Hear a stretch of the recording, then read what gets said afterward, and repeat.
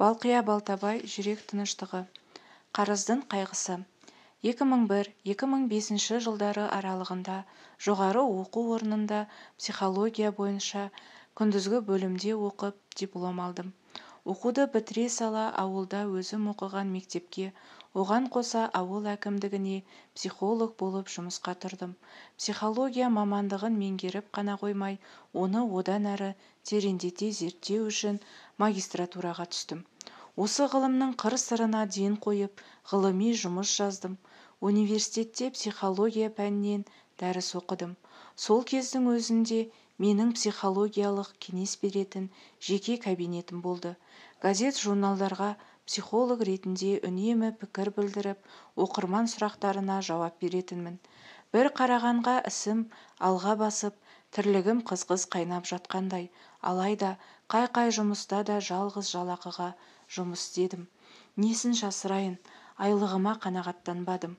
Жұмыс істеп, азын-аулақ ақша тауып жүргендіктен, бәріміз де ата-анамызға көмектескіміз келеді ғой. Менің де бар ойым сол болды. Қарапайым отбасынан шықтым. Қосымша кәсіп бастап, үйдегілерге өзімше қолғабыс жасаймын деген ниетпен бір қорадан қомақты несие алмақ болдым. Ол кезде діни сауатым болмаған соң, несие алудан шариғатқа қайшы екенін білген жоқпын. Қанша талпынсам да ол қорадан ақша алу оңай болмады. Ақыры аяғында қордың басшысы саған керек сомада несие рәсімдеп беремін, бірақ ол ақшаны маған қарызға 2 айға бере тұрасың. Одан кейін өзіңе қайтарамын деп шарт қойды. Басқа амал болмаған соң тәуекелге бел буып, ол кісімен келістім. Бұл келісім жөнінде үйдегілерге тіс жарып айтқан жоқпын. Ең сорақысы, тірі жанмен ақылдаспадым. Басымда баспанам жоқ. Туысымның үйін кепілге қойып, бар құжатты дайындап, несие рәсімдеп, кассадан ақшаны өз қолыммен алдым. Алдым да жаңағы адамға өзім апарып бердім. Уәделі 2 айда өтті. Тіпті 2 жыл, 3 жыл өтті. Сонында ол адамды таппай қалдым. Сөйтсем ол кісі менен ғана емес, тағы бірнеше адамнан дәл солай ақша алған екен. Адвокат та жалдадым. Жан ұшырып қолымнан келгенін бәрін істеп көргеніммен онымнан түк шықпады. Шырылдадым да қалдым. Үй кепілде тұр, қарыз менің мойнымда. Алған несиемнің үстем ақысы күннен күнге өсіп жатыр. Сондағы үлкен қателігім қайтарып беремін деген бір ауыз сөзге сеніп қалғаным. Келісімді нотариус арқылы жасаған едік. Соның өзі көмектескен жоқ. Ол адамды тапқан мен атында рәсімделген ештеңесі болмай, қарызды сол күйі өндіре алмадық. Қазір ол кісінің атын атап, түрін түстеудің еш маңызы жоқ. Болған іс болды. Кінәлі өзім болып шықтым. Сол жағдайға, сол кездегі өзіме, қазіргі Балқияның көзімен қарасам, әрине, ол Балқия құрбан позициясында болды. Мида, ойда көптеген шектеу болды. Оның бәрін бүкпесіз айтып отырғандағы мақсатым біреу ғана. Оқырман осыдан сабақ алса екен деймін. Шектеулі шеңберде шарасыз қалған сол кездегі Балқияның қателігін қайталамаса деймін. Қарыз сол күйі менің мойнымда қалды. Енді оны жабу үшін жан талас басталды. Сол үшін жаңа кәсіп бастап, жаңа мамандық игермек болып, таныстарымнан қарызға ақша алып, тағы қарызға кірдім. Менің екінші қателігім қарызды қарызбен жаппақ болғаным. Қарызымды жабамын деп талай сүріндім, жыладым. Басымды тауға да, тасқа да соқтым. Ақша сұрамаған адамым қалмады. Ешкім көмектесе алмады. Түпсіз күйзеліске түсіп кеттім. Қарызға бату, жан тыныштығынан айырылу. Көңіл бүтін емес. Қарыз деген мидың бір бұрышын мүжіп жеп жатады. Күйзеліс салдарынан жедел жәрдеммен ауруханаға түстім. Сондай халде жатып та медбикелерді көргенде менен бақытты ғой, қарызы жоқ қой деп ойлаумен болдым. Елдің бетіне қараймын да, бақытты адам шығар, оның қарызы жоқ шығар деп уайымға батамын. Ойлап отырсам өзімді елмен салыстырумен болыппын. Миллиондаған қарызға батқан сәтімде өліп қалудан да қорқа бастадым. Мен өлсем, қарызымды кім төлейді деп жегі құрт жанымды жеп жатты. Қарыздан құтылып, қаржылай тұрақтылыққа қолым жетсе, қарызға батқан адамға көмектесемін деп өзіме уәде берген едім. Бұл кітапты жазу да осында жазылған ақыл-кеңестерді оқыған жандар өзіне қажет ақпаратты алса деген ниеттен туды. Қомақты қарыздан құтылуыма ең алдымен Алланы тану жолындағы көрген, білгенім себеп болды. Екіншіден, қарызды ойламауға тырыстым. Ал мойнында қарызы тұрғанда оны ойламау қиын. Айлығы шайлығына жетпей жүрген адамның ойында еркіндік болмайды. Сондықтан қарыздан қарызға бата береді. Ойлау жүйесі айлыққа байланған кезде адамның қиялы тұсаулы болады. Алланы тану жолында мен ішкі халді өзгерту деген дүниеге келдім. Қаржылық тұрақтылыққа жету үшін ішкі халді өзгерту қажет. Ішкі хал деген ол Алламен байланыс орнату, Аллаға деген сенім. Бүкіл ризық несібенің иесі тек Алла екенін тану. Мидағы установкаларды өзгерту өте қиынға соғады, ал оны өзгерткен кезде адамның өмірі де өзгереді. Аллаға сеніп әрекет еткенімде табысым берекелі бола бастады. Адам Аллаға жақындаған сайын ойы өзгеріп, өмірдің мән-мағынасын басқа қырынан таниды. Маған байлық не үшін керек деген сұрақты әркім өзіне қойсын. Стандарт ойдың жетегінде жүргенде адам ниетін бүтіндей алмай қиналады. Ырқы мен ықтияры үнемі өзгенің қалауын орындауға байланып қала береді. Сол кезде ол адамның арманы орындалмай тежеліп қалады. Бір шеңбердің бойымен жүгіріп, түк нәтижеге жетпей аласұрады. Ішкі хал өзгерген кезде адам ақша мен табыстың ара жігін ажыратып, өзінің ішкі мүмкіндігін сарқа пайдалануға жұмсайды. Бір істі дөңгелетіп отырған адам екінші саланы да меңгеруге құлшынады. Бір рет қомақты ақша тапқан адам оны екінші ретте жасай алады. Ми соған дағдыланады. Сондықтан ішкі халді ояту өте маңызды. Сонда қарыздан да құтылуға болады. Миллиондап табыс табуға да жол ашылады. Кез келген ризықты берекелі ету тек Алланың қолында. Аллаға апарар жолды таңдаңыз. Аллаға сенген адам аз уақытта мол нәтижеге қол жеткізеді. Оған өзім куәмін. Басымнан өтті. Алла үшін шығындалып садақа берсеңіз, Алла да адам үшін шығындалып берекесін арттырады. Адамның жомарттығы артқан сайын, қолы ашық болған сайын, адамның берер ризығы да еселене береді. Тек ниет түзу болсын. Мақтаныш үшін істеген ісіңізді де тек мақтаныш қалады. Алланың разылығы үшін берсеңіз, алдыңыздан тосын сый күтіп тұрады. Ешкімнен ештеңе дәметпе. Өкпе реніштің жақсы емес екенін қазір бәрі біледі. Бірақ пенде болған соң бәріміз де қапа боламыз, ренжиміз. Дінімізде 3 күннен артық ренжуге болмайды делінеді. Ол өкпе реніштің соның кекшілдікке, ерегеске, жанжалға, жауыздықпен дұшпандыққа ұластырмай, керісінше сондай жамандықтың алдын алудан туса керек. Бірінші болып кешірім сұрау адамның кішіпейіл, мейірімді, адамгершілігі мол екенін көрсетеді.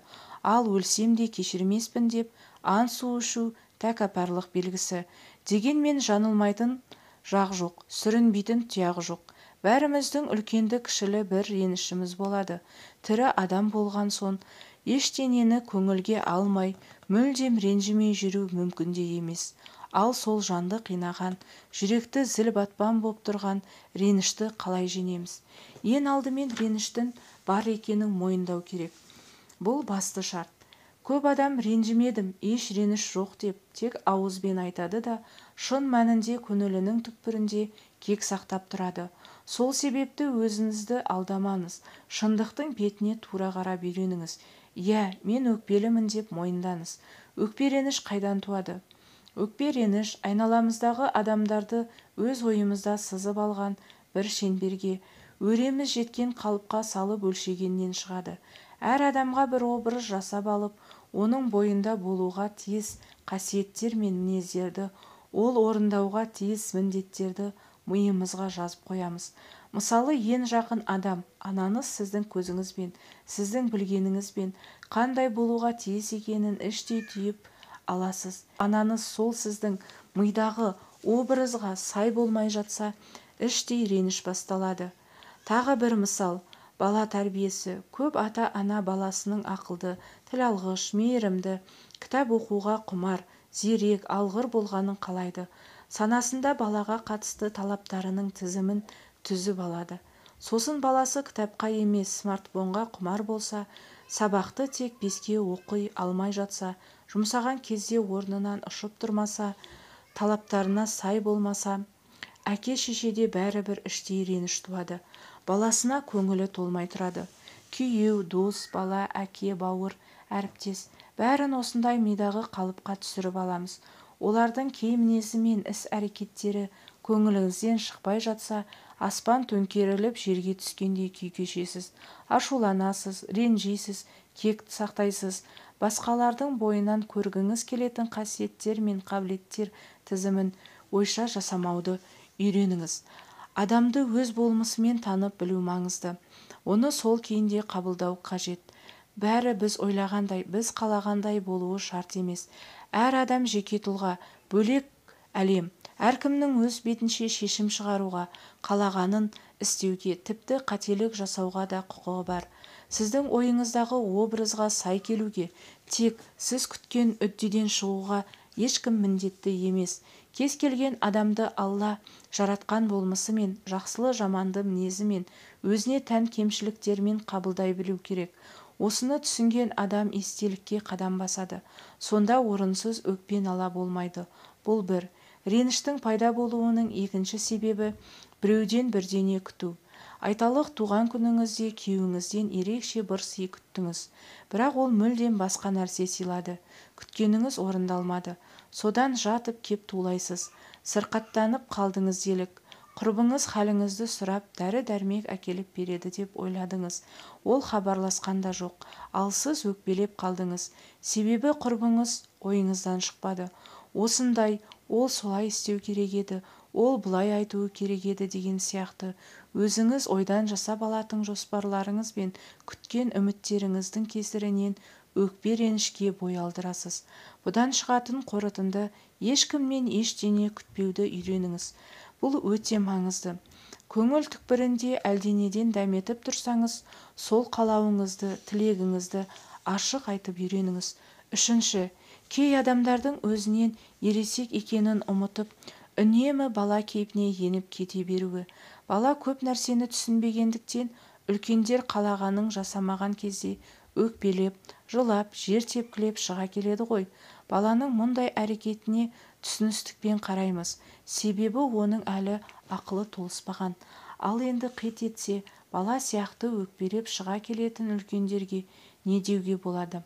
Өкінішке қарай жасы ұлғайса да, мінезі мен кей іс-әрекеті бала позициясында қалып қоятын ересектер болады. Оған салсаң бәрі соның айтқанымен жүру керек, қалағанын жасау керек, көңілінен шығу керек. Олай болмаса бұртиып, қабағын түйіп, өкпелеп шыға келеді. Жарына, баласына, ағайын бауырға, көрші-қолаңға, қызметтес, әріптеске, қала берді қоғамға, үкіметке, елге, бір сөзбен айтқанда бәріне ренжиді.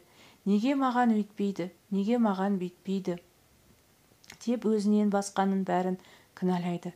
Өміріңізде бірдеңе дұрыс болмай жатса, ойлағаныңыз іске аспай жатса, бала-шағаңыз көңіліңізден шықпаса, тұрмысыңыз төмен болса, ажырассаңыз, жалпы өмірде адамның басына түсуі мүмкін қандай да бір қиындыққа кез болсаңыз, кінәні сырттан іздемеңіз. Өміріңізге тек өзіңіз ғана жауаптысыз. Ешкім сізге ештеңеге міндетті емес.